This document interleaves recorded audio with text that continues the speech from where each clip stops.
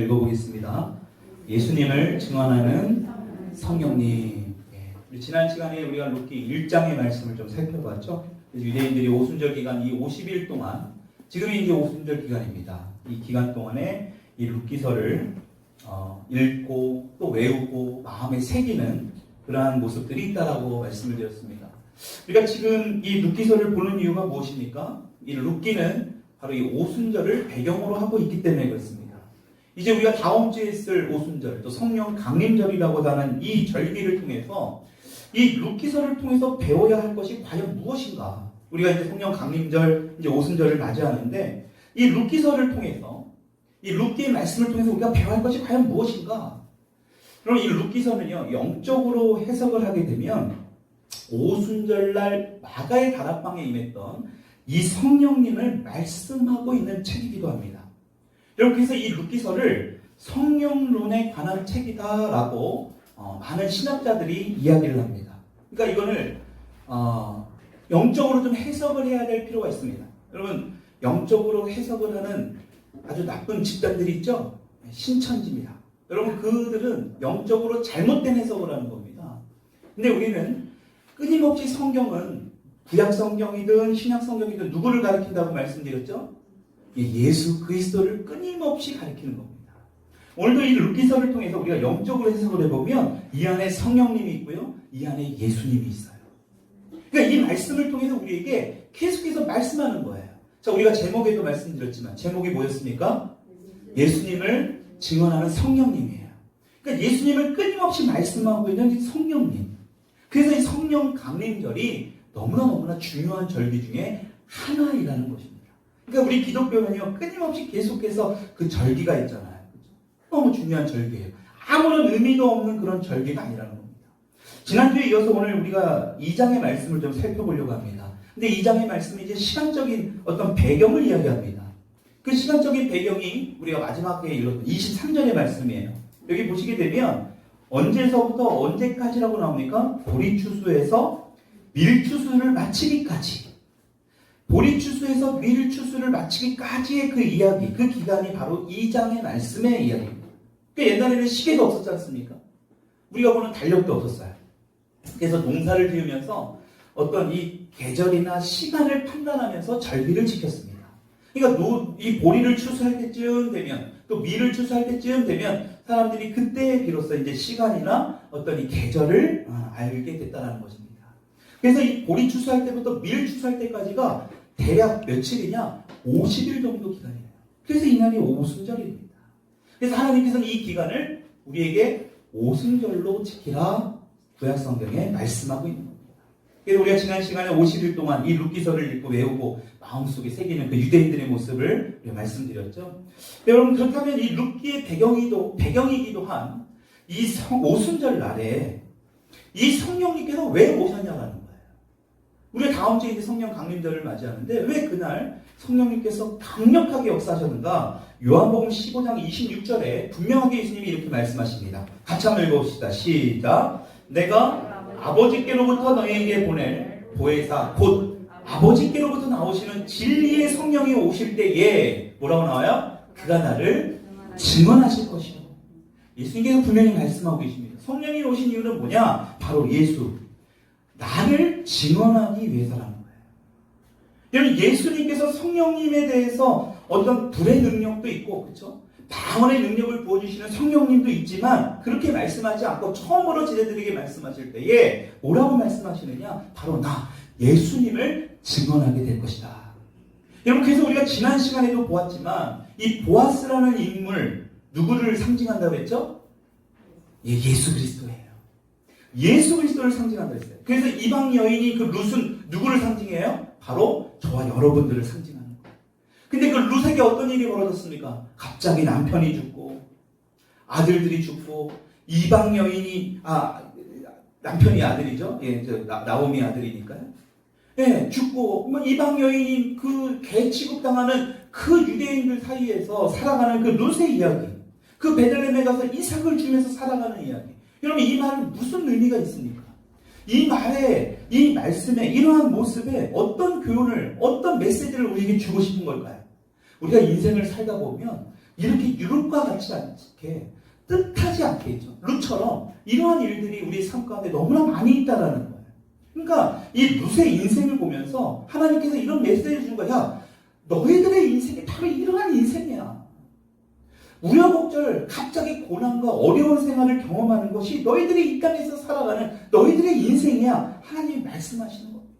근데 그때 보아스가 나타나자. 그렇죠? 보아스를 만나요. 우리가 보아스 지난주에도 봤지만 우리 2장에 보아스에 대해서 설명할 때 어떤 자라고 혹시 기억나십니까?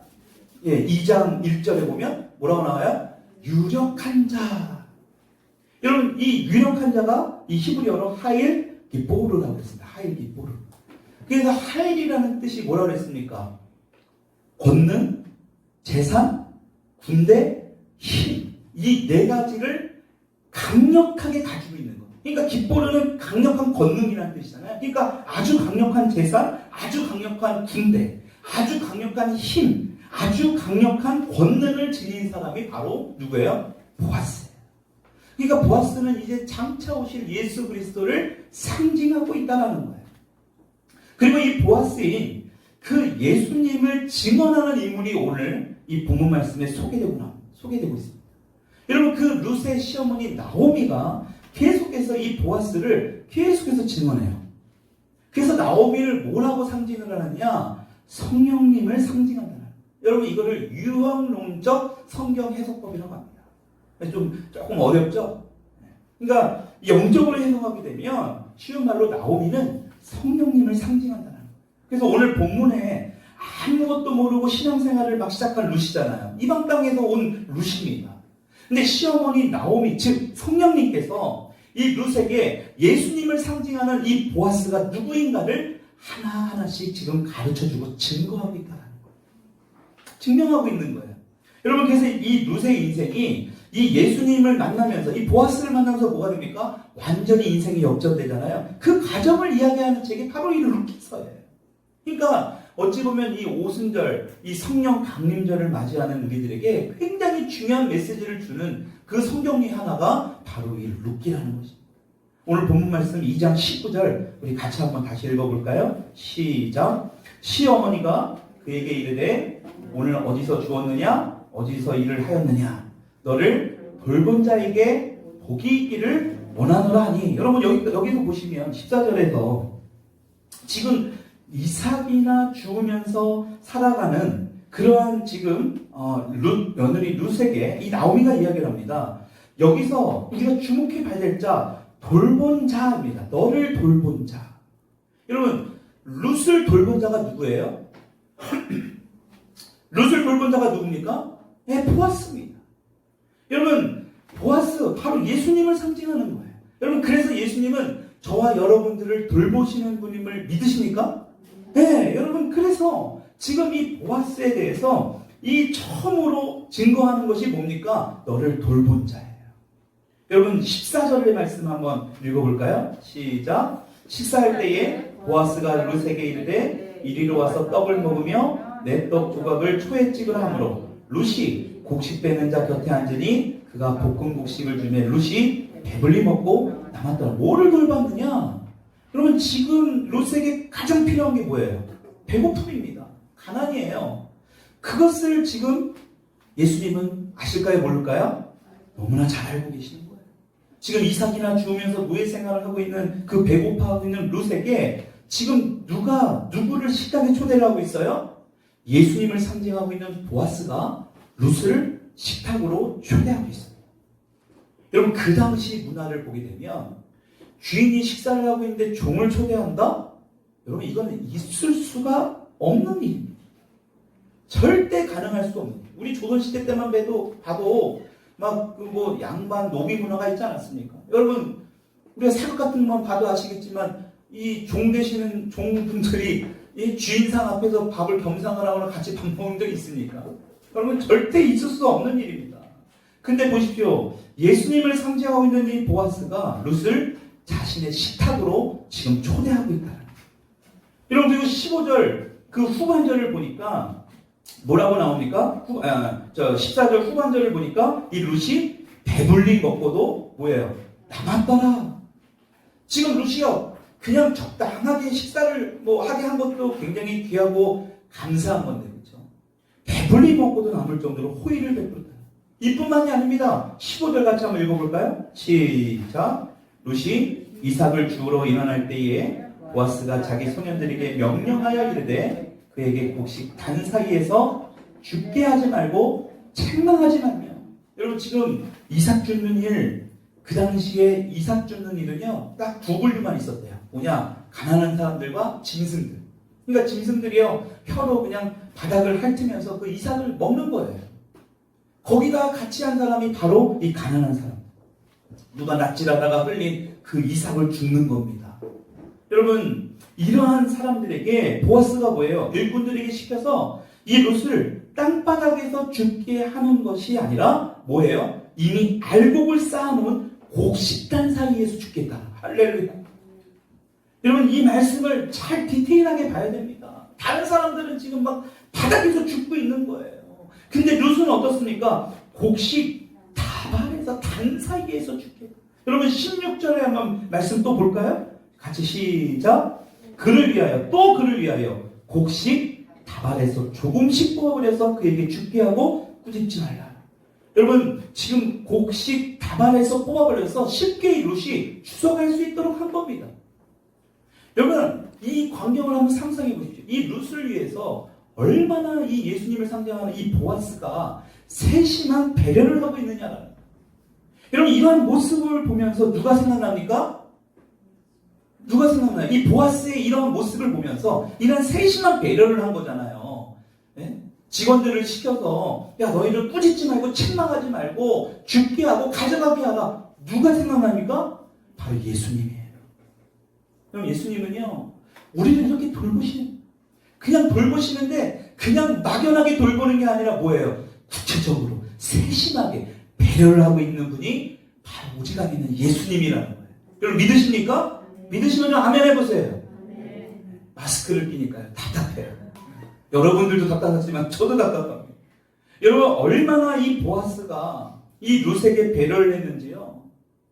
이 다 주워가지고 이삭을 다 줍고 뭐 곡식 다발에서 곡식 단 사이에서 죽게 한 것을 다 모아봤더니 17절에 뭐라고 나옵니까? 같이 한번 읽어볼까요? 시작. 룻이 밭에서 저녁까지 죽고 그 죽은 것을 떠니 보리가 얼마라고요? 한 에바요. 한 에바가 얼마쯤 되는지 아십니까? 약 20kg이에요. 20kg이나 되는 그 무게를 주운 거예요. 여러분, 어마어마한 거 아닙니까? 여러분, 지금 보리 이삭을 하나씩 주워가지고 언제 20kg를 채울 수 있어요? 그렇죠?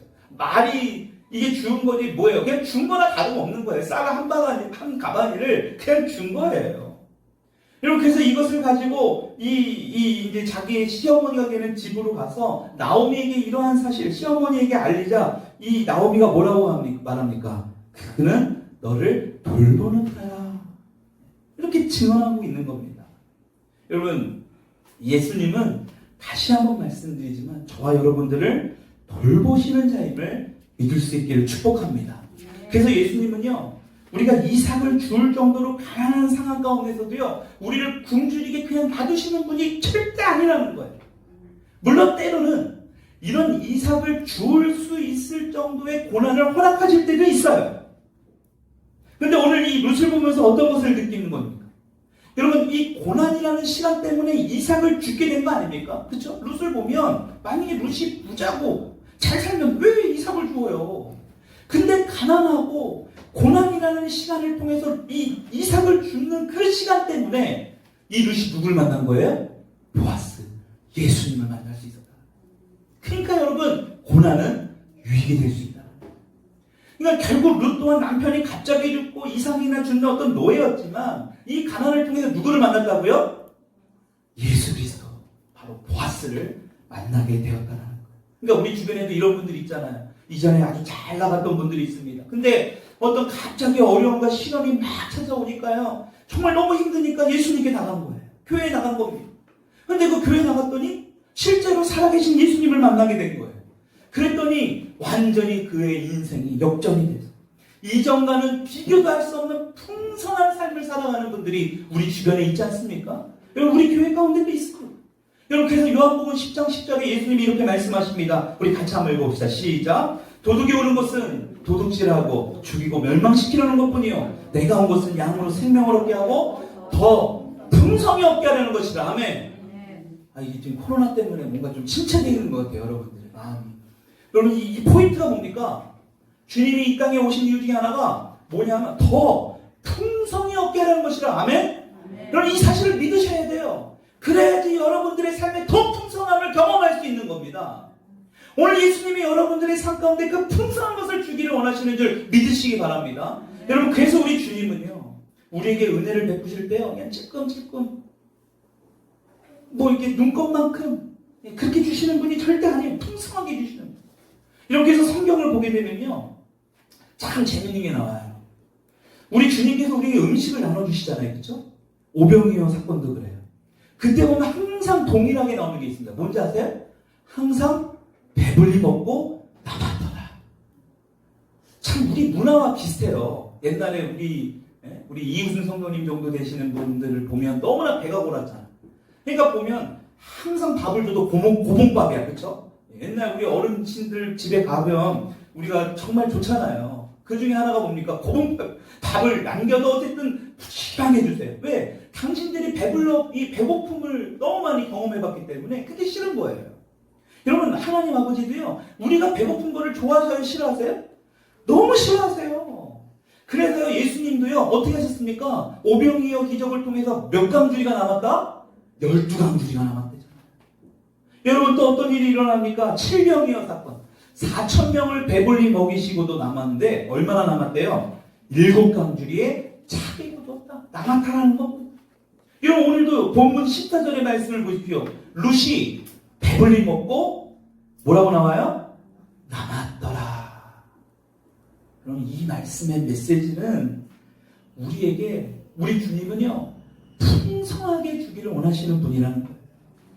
여러분 이 말씀을 듣고 이 말씀을 읽으면서 뭔가 마음에 확 이 벅차오르는 감격이 안 오시는 분이 있습니까? 여러분 제대로 말씀을 못 보는 겁니다.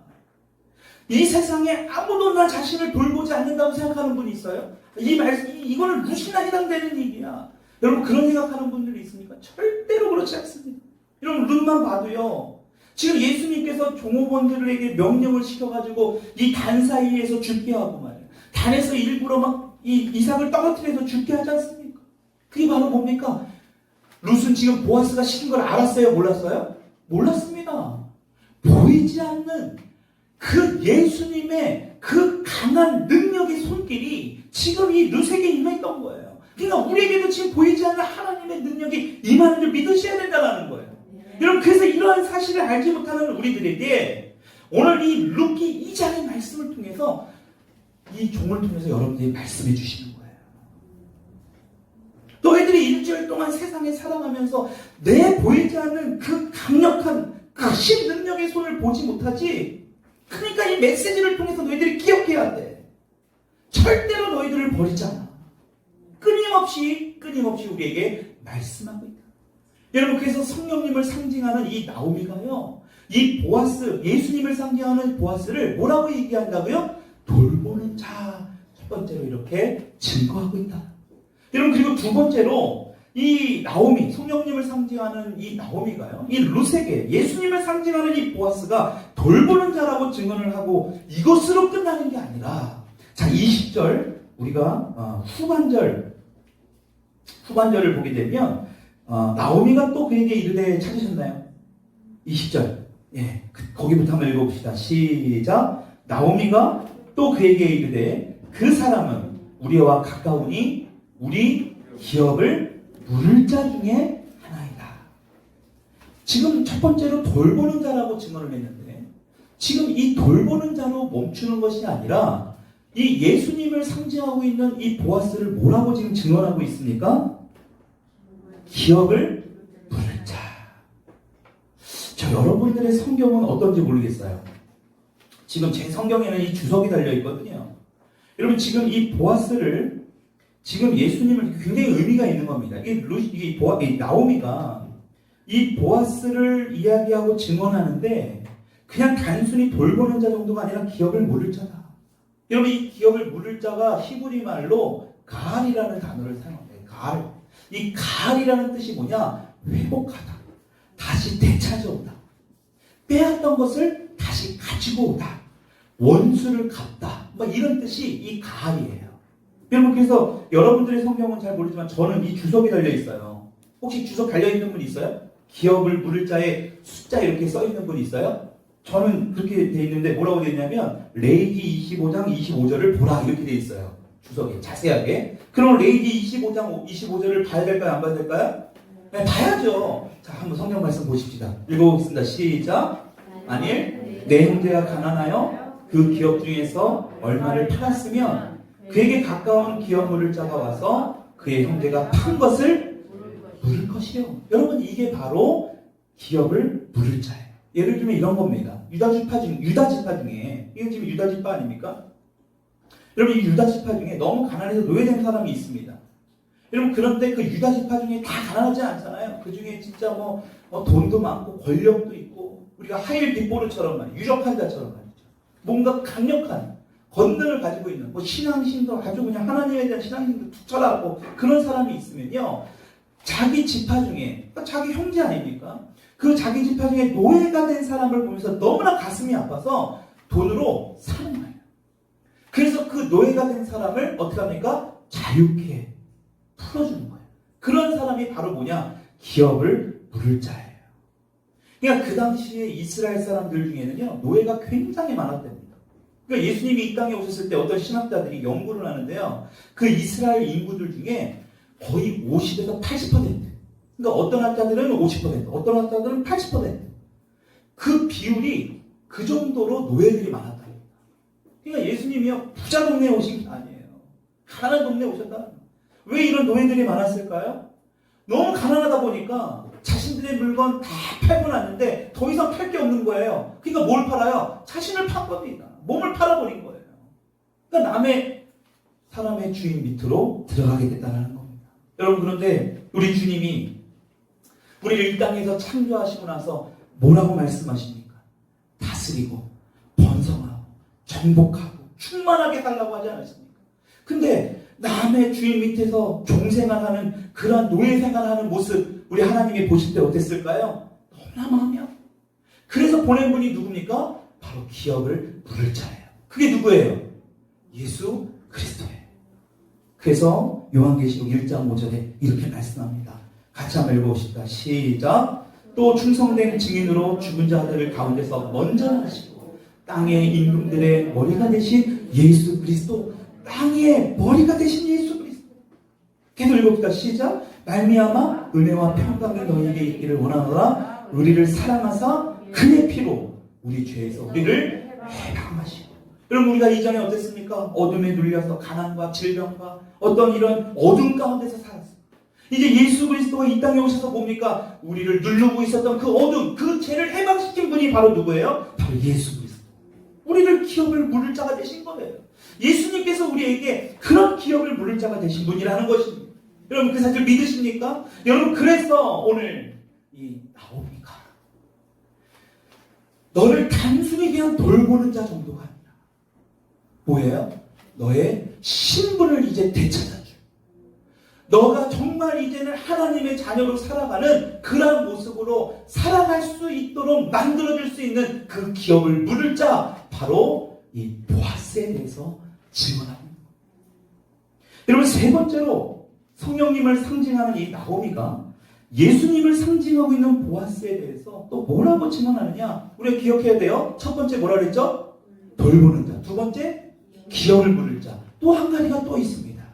여러분 20절 우리 전반절부터 한번 읽어볼까요? 시작. 나오미가 자기 며느리에게 이르되 그가 여호와로부터 복받기를 원하노라. 그가 살아있는 자와 죽은 자에게 은혜 베풀기를 그치지 아니하고. 여러분 살아있는 자와 죽은 자에게 은혜 베풀기를 그치지 아니하는 자. 살아있거나 죽어있거나 끊임없이 은혜를 베푸는 자, 바로 보아스를 증언합니다. 여러분 우리 기독교는요 살아서도 은혜를 받잖아요. 그렇죠? 근데 진짜 하이라이트는 뭡니까? 우리가 살아서만 은혜를 받는다라면 우리는 이 땅에서의 유한적인 제한적인 은혜를 받는 거 아닙니까? 근데 우리의 진짜 은혜는 언제부터 시작이 돼요? 예, 우리가 죽음으로부터 시작합니다. 죽어서도 은혜를 받는 것이 바로 우리가 믿는, 우리가 지금 예배를 드리고 있는, 그렇죠? 우리가 정말로 하나님 앞에 삼위일체 되시는 성부 하나님, 성자 예수님, 성령 하나님, 여러분 우리가 그분을 믿는 거 아닙니까? 여러분 바로 룻이 그랬습니다. 여러분 룻은 살아서 어떤 은혜를 받았습니까? 좀 전에도 살펴봤지만 완전히 막장까지 간 가정이었습니다. 근데 보아스, 다시 말해 예수님을 만나니까 배불리 먹고도 남을 수 있는 그 예수님의 돌보심을 경험하죠. 나중에는 보아스와 결혼을 하게 돼서 자신의 어떤 신분이 회복이 됩니다. 다시 되찾아와요. 기업을 물을 자의 축복을 얻게 됩니다. 그래서 모든 것이 회복이 됩니다. 여러분, 그런데 룻이 죽은 이후에는 어떤 일이 벌어지냐라는 거예요. 이것이 살아있을 때로만 끝나냐라는 거예요. 죽고 나서 은혜가 끊어졌습니까? 절대 아닙니다. 오히려 더 큰 은혜, 더 많은 은혜를 경험합니다. 룻의 손자가 누구라 그랬죠? 지난주에 말씀드렸습니다. 룻의 손자가 누구라 그랬습니까? 룻의 손자 누구예요? 다윗이에요. 데이빗. 그래서 신약에 와서는 이 룻의 가계도를 통해서 족보를 통해 누가 태어나신다 그랬습니까? 예수님이 태어나신다 그랬잖아요. 그래서 마태복음 1장 5절에 누가 또 언급돼요? 이 룻이 언급됩니다. 여러분, 유대인들이요, 그 당시 예수님 그때 유대인들의 풍습 중에 하나가 뭐냐? 자신들의 족보를 계속해서 외우는 거예요. 그러니까 유대인이신 예수님도요, 자신의 족보를 외우셨을 거예요. 그러니까 예수님의 족보에 있는 누가 들어가 있어요? 이 룻을 언급했어요? 안 언급했어요? 언급했다는 겁니다. 외우셨을 거라는 거예요. 예수님의 입술에서 룻이 나오는 거예요. 룻의 이름이. 여러분, 얼마나 이게 영광입니까? 여러분, 이 밖에도요, 지금 수많은 연극, 노래, 그림들이요, 이 룻을 주제로 그려지고 만들어지고 연극을 펼치고 있다는 거 아십니까? 여러분, 밀레 아십니까? 옛날 미술 시간에 아마 배우셨을 겁니다. 이거 그림 보면 잘 알 거예요. 만종, 이삭을 짓는 사람들, 이 그림 아시죠? 여러분, 이 밀레가 그린 이 명작, 이게 바로 룻과 보아스를 모티브로 그린 그림입니다. 여러분, 지금 미국에 가면 필라델피아에 가보면요, 1년 365일 동안요, 매일 저녁에 한 번도 쉬지 않고 이 룻기 2장의 말씀을 연극으로 계속해서 하는 그런 곳이 있다고. 여러분, 끊임없이 지금 룻을 언급하고 있는 거예요.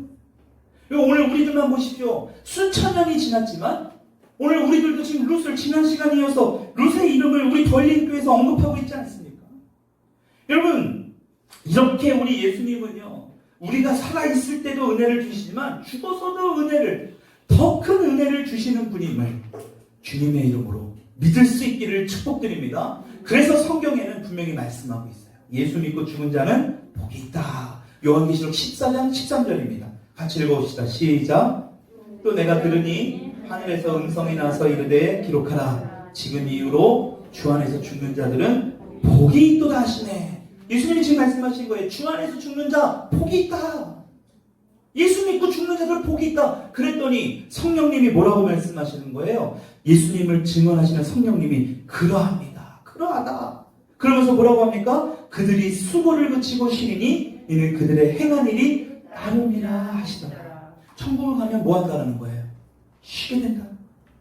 이 땅에서의 수고, 이 땅에서 여러분들이 흘렸던 땀, 눈물, 어떤 좌절, 실패, 모든 것들을 다 내려놓고 쉬게 한다. 그리고 뭐 한대요? 행한 일에 따르게 된다. 이 땅에서 행한 일에 따르게 된다는 거예요. 그러니까 우리가 주 안에서 열심히 일한 만큼 뭐 하게 된다? 상급이 주어지게 된다는 겁니다. 여러분, 그랬어요. 사도 바울이요, 이 70세가 다 된 나이에요. 뭔가를 보고 온 겁니다. 환상을 통해서 보고 온 거예요. 그랬더니 내가 표대를 향해 달려가겠다. 이는 부르심의 상을 받기 위함이다. 여러분, 사도 바울이 이런 고백을 했던 거예요. 뭘 보고 왔는지 성경은 정확히 기록 안 했습니다. 왜 너희들에게 이 얘기를 해보면 너희들이 너무나 혼란스러울까봐 자신이 봤던 이야기를 다 이야기하지 않았습니다. 근데 분명한 것은 사도 바울은 확실히 뭔가를 봤어요. 그러니까요, 내가 저 하나님의 상급을 받아야겠다. 그렇게 고백할 수 있었다. 여러분, 이 땅에서의 상급이 아니라 하나님께서 주시는 그 상급을 바라보면서 표대를 향해 달려갈 수 있는 저와 여러분들이 될 수 있기를 주님의 이름으로 축복합니다. 여러분 그렇다면 이제 마지막으로 이 성령님을 상징하는 나오미가 예수님을 상징하는 보아스를 뭐라고 증언했다고 했죠? 첫 번째, 돌보는 자. 두 번째, 기업을 물을 자. 세 번째, 죽어있으나 살아있으나 같은 은혜, 계속해서 은혜를 베풀 자. 이거라고 증언했잖아요. 그렇죠? 여러분 이러한 은혜를 여러분들 받기를 원하시죠? 여러분 그런데 진짜로 더 중요한 것이 있습니다. 이 은혜를 받기 위해서 그러면 어떻게 해야 되느냐? 지금 성령님을 상징하고 있는 이 나오미가 지금 예수님을 상징하고 있는 그 보아스를 증언하면서 계속해서 이야기하고 있는 이 축복을 받으려면 돌보는 축복, 예수님으로부터 돌보는 그런 축복을 우리가 받아야 되겠죠. 예수님이 우리의 삶의 기업을 물으는 그러한 축복을 받아야 돼요. 살아있으나 죽어있으나 우리가 죽어있어도 우리 자녀들이 대대손손으로 잘 돼야 되지 않겠습니까? 여러분 그런 은혜 받기를 원하시죠? 그런 은혜를 베푸는 것을 경험해야 돼요. 여러분 그것이 우리 기독교예요. 그것만 원하면 기복신앙이지만 하나님을 잘 섬기면서 예수님을 잘 믿으면서 그런 복을 받는 건 당연한 겁니다. 여러분 근데 진짜 중요한 것은 뭐냐? 바로 23절에 나와 있습니다. 우리 같이 한번 23절 다시 읽어봅시다. 시작. 이에 룻이 보아스의 소녀들에게 가까이 있어서 보리추수와 밀추수를 마치기까지 이삭을 주며 그의 시어머니와 함께 거주하니라. 여러분 21절 22절을 보게 되면 이 나오미가요 룻에게 소년들에게 있지 말고 소녀들에게만 있으라고 합니다. 그리고 보아스의 밭에만 있으라고 이야기합니다. 여러분 이거 굉장히 중요해요. 왜냐면 이 룻은 젊은 가부잖아요. 그러니까 어떤 남자들이 룻에게 이렇게 뭔가 좀 추파를 던질 수도 있는 그런 상황입니다. 그러니까 나오미가 그것을 이미 다 아는 거예요. 성령님은 이미 다 알고 계시는 겁니다. 여러분 그런 이야기를 한 룻이 어떻게 합니까? 이 나오미의 말, 성령님의 말에 순종해요 안 해요? 순종을 합니다. 여러분 그래서 23절을 보면 보리추수와 밀추수를 마치기까지 이삭을 주었다라고 말씀하고 있는 거예요. 여러분 근데 보십시오. 보리추수와 밀추수까지 한 50일 정도 시간이 필요했다 그랬잖아요. 그렇죠? 여러분 이 시간 동안에 이삭을 죽는다? 이 말은 뭘 의미할까요? 여러분 이삭을 죽는다라는 건 뭘 의미해요? 바로 고난의 시간을 이야기합니다. 또다시 고난을 겪는 거예요. 여러분 하나님께서는 한 번에 우리의 고통의 시간을 다 그냥 이 고통이 아닌 기쁨의 시간으로 바꾸어질 수 있어요. 바꿔놓을 수 있는 분이 바로 우리 하나님이십니다. 여러분 믿으시죠? 여러분 그런데 왜 또 이런 고통의 시간을 허락하고 계시나요? 여러분 바로 이 보리와 밀이라는 이 말씀 안에 해답이 있습니다. 여러분 이 보리는 그 당시에 이 두 부류만 먹었다고 해요. 이 보리를 먹는 첫째 부류가 뭐냐? 바로 가난한 사람들이고 또 하나는 짐승들이에요. 여러분 그래서 이 보리를 추수해서 먹었다는 보리를 추수해서 내가 먹었다는 그 말의 의미는 뭐냐? 아직 너희가 짐승들처럼 동물들처럼 육신의 어떤 이 본능을 가지고 따라 살아가는 사람을 뜻하는 겁니다. 여러분 다시 말해서 아직까지 룻에게는 뭐예요? 이 짐승 같은 육신적인 이 본능의 모습이 있다 없다? 아직 있다라는 겁니다. 그러니까 지금 보아스와 아직 결혼하기 전이거든요. 그러니까 지금 이 룻에게는 아직 육신적인, 그러니까 아직 세상적인 모습이 아직까지 존재하고 있다는 거예요. 그러니까 보리를 먹는다는 것, 이 육신적인 모습이 있기 때문에 하나님께서는 뭐 한다는 거예요? 우리에게 연단과 고난을 통해서 뭘 하기를 원해요? 이 육신적인 모습이 벗어지기를 원하는 거예요. 여러분 그게 어디까지냐? 바로 밀추수하기까지. 여러분 그래서 밀이라는 의미는요 굉장히 의미가 있는 곡식입니다. 여러분 성경은요 자세하게 잘 들여다보면 디테일하게 보면 정말 신묘막측해요. 정말 하나님이 어떻게 이렇게 섬세하고 세밀하게 이렇게 말씀 가운데 우리에게 주고 계신가, 말씀하고 계신가. 여러분 이 밀이라는 곡식은요 이 이스라엘 백성이 가나안 땅에 들어가게 되었을 때 하나님께서 주신 굉장히 귀한 축복의 선물 중에 하나예요. 그러니까 이 밀이라는 것 자체가 하나님이 이스라엘 백성들에게 우리를 상징하지 않습니까? 가나안 땅에 들어가서 하나님이 주신 굉장히 중요한 선물 중에 하나가 바로 밀이에요. 그래서 이 성경을 보게 되면 이 밀이라는 곡식을 설명할 때에 이 밀 앞에 기가 막힌 형용사가 계속해서 따라 붙습니다. 여러분 신명기 32장 14절의 말씀입니다. 우리 같이 한번 읽어보십시다. 이 굉장히 중요한 말씀. 같이 읽어보시죠. 시작. 양젖과 양의 젖과 어린 양의 기름과 바산에서 난 숫양과 염소와 지극히 아름다운 밀을 먹이시며 또 포도즙의 붉은 술을 마시게 하셨다. 여러분 뭐라고 말씀하세요? 밀을 지금 얘기하면서 지극히 아름다운 밀. 보리는 지금 짐승들이나 먹는 그런 곡식인 거예요. 아직 육신적인 모습이 남아있는 사람들이 먹는 곡식, 그게 바로 보리였다면 지금 밀에 대해서 뭐라고 말씀하냐? 지극히 아름다운 밀이에요. 그래서 이 밀은요, 이 고난과 연단을 통해서 단련된 알곡과 같은 신자를 상징하는 게 바로 이 밀이에요. 그러니까 굉장히 중요한 의미입니다. 지금 예수님을 상징하고 있는 이 보아스, 지금 짐승의 먹이를 먹고 있는 짐승들이나 먹는 이 보리를 먹으면서 살아가는 이 짐승과 같은 그 모습이 아직 이방 여인인 이 모압 여인 루셀이 있었다는 거예요. 그러니까 지극히 아름다운 밀과 같은 알곡이 될 수 있도록 예수 그리스도의 성품이 닮아지는 그 룻이 될 수 있을 때까지 이 보아스가 뭘 한 겁니까? 기다린 거예요. 그러니까 보아스는 예수님을 상징한다고 했죠. 여러분 룻은 우리 성도들을 상징한다고 했습니다. 그러니까요, 우리가 신랑 대신 예수 그리스도, 우리가 거룩한 신부라고 하잖아요. 그렇죠? 그러니까 우리는 아직까지요, 어떤 육신적인 모습, 아직까지 짐승들이나 먹는 그런 보리와 같은 신앙으로 살아가는 우리들이 아직까지 우리 가운데 연단이나 어떤 고통이나 어떤 여러 가지 힘든 생활을 하나님이 허락하신 이유가 뭐냐? 바로 지극히 아름다운 밀과 같은 신앙인의 모습으로 단련되도록 훈련시키는 과정이 된다는 거예요. 여러분 이 사실을 이 룻기서에서 말씀합니다. 기가 막힌 말씀입니다. 여러분 이것이 끝나자마자 이 과정을 잘 통과한 룻입니다. 이 룻이 어떻게 됩니까? 예수님을 상징하는 보아스와 결혼하게 돼요. 그래서 더 이상의 어떤 신분? 노예의 신분이 아니에요. 이제 돌보는 자의 아내, 기업 무는 자의 아내, 죽은 자나 살아있는 자나 은혜 베풀기를 그치지 아니하는 그 예수님의 신부가 됐다라는 사실. 여러분 오늘 이 룻기서를 통해서 우리가 볼 수 있다. 여러분 우리가 자꾸 이런 그런 고민이 있어요. 번뇌가 있습니다. 예수 믿는데 왜 자꾸 나는, 우리 가정은, 우리 자녀들은 뭔가 왜 이렇게 안 되지? 뭔가 이렇게 자꾸 뭔가 막히고 있지? 여러분 오늘 말씀을 통해서 잘 생각해 보세요. 아직까지 우리 주님이 뭐냐? 이 보리에서 밀로 자라기까지 기다리고 있는 거예요. 아직 여러분들이 보리에서 밀로 자라지 않았기 때문에 우리 주님께서 그러한 연단, 그러한 아픔, 그러한 고통을 통해서 이 아름다운, 지극히 아름다운 밀로 가기까지 지금 계속해서 기다리고 계신다는 사실. 여러분 믿을 수 있기를 축복합니다. 여러분 다른 말로 하면 이런 거죠. 우리가 열심히 교회 다닌다고 있으면서 우리 삶에서 계속해서 고난이 나오는 이유 다른 거 없습니다.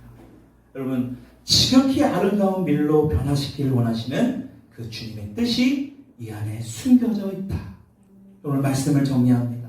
그럼 다음 주가 성령 강림주일이에요. 이번 한 주 동안 말씀과 기도하시면서요. 정말 성령님이 나의 삶에 먼저는 나예요. 그리고 우리의 가정에 또 여러분들의 직장에 정말로 성령님이 충만하게 역사하기를 간절히 기도해야 돼. 여러분 성령님이 이 땅에 오신 이유가 뭐라고요? 예수님을 증언하기 위함입니다. 우리가 말씀을 보고 싶고 때로는 찬양이 나오는 거 우리 안에 성령님이 주시는 마음이에요. 여러분들이 때로는 길을 걷다가 정말 내 남편, 내 아내, 내 자식도 알아주지 못할 것 같은 그런 어떤 그 외로움과 슬픔과 막 그런 모습들이 막 올라옵니까? 여러분 그때마다 우리가 해야 될 게 뭐예요? 예수님을 떠올리고 예수님의 말씀을 보고 찬양하고 기도하는 거 아닙니까? 여러분 그런 마음이 들 때마다 주시는 그 마음을 누가 주신다고요? 바로 성령님이 주시는. 그 마음을 주실 때 우리가 거부하고 말씀 보는 거 싫어. 세상 사람들과 그냥 노는 게 더 좋아. 여러분 그게 바로 뭐냐? 성령 회방입니다. 그때마다 여러분들이 해야 될 게 뭘까요?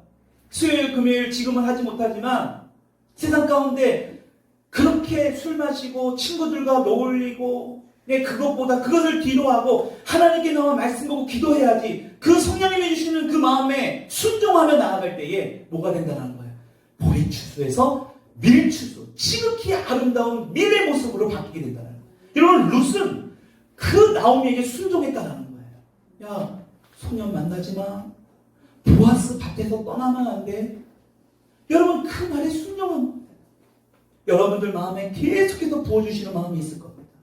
이번 성령 강림절을 맞이해서 매년 맞는 성령 강림절 똑같은 절기다 생각하지 마시고요. 여러분 다른 거예요. 왜냐하면 여러분들이 작년에는 그만큼 나이가 다른 거잖아요. 한 살 이제 한 해를 더 경험한 절기예요. 내년에는 또 여러분들이 한 단계 또 성숙한 그 절기예요. 그러니까요, 이 절기가 매년 새로워야 돼요.